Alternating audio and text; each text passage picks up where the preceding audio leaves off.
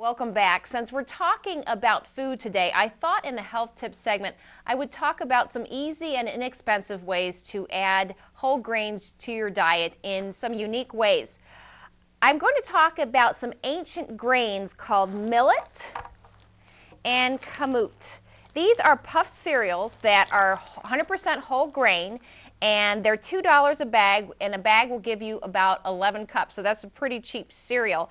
What ancient grains are, all that word means is that they have been around for a very long time and they have not been crossbred with other grains.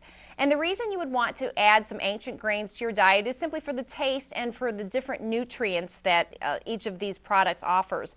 Millet is rich in manganese, phosphorus, and magnesium. And actually, if you purchase it raw, you can get it raw from Whole Foods or the mustard seed.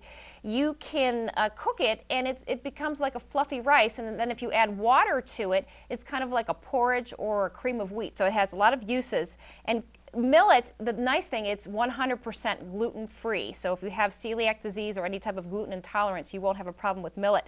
Kamut, which is not gluten-free, is a close cousin of wheat, and it's basically about twice the size. The grain is about twice the size of modern wheat, and it's known for its rich, nutty flavor. It's higher in protein and also is very high in selenium, zinc, and magnesium. So it's just a way to add some different whole grains. You know, there's nothing else in there. There's no added sugar. You can eat these any way you like. I will eat them just like cereal. Put it in a bowl, add some milk, almond milk, cow's milk, whatever type of milk you like.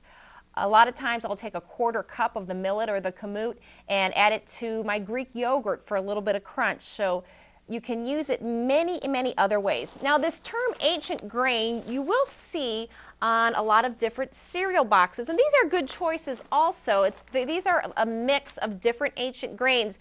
The one thing you want to watch out for is you want to look on the ingredients list, because generally in cereals the second or third ingredient many times is sugar.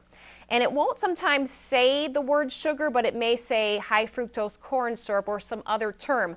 Best thing to do is Google sugar, and you will get a list of all the different names sugar goes by.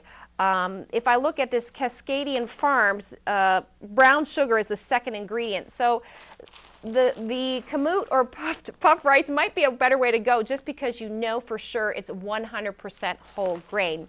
Now, in 2010, the dietary guidelines came out, and the recommendation was that all Americans consume half of their grains as whole. So for instance, if I'm supposed to have 6 cups of grain or 6 ounces of grain per day, half of that, 3 ounces, should be whole grain, and then I know I'm getting a very rich, nutrient-rich diet, and I'm going to feel fuller. It's got fiber. It's going to help with digestion.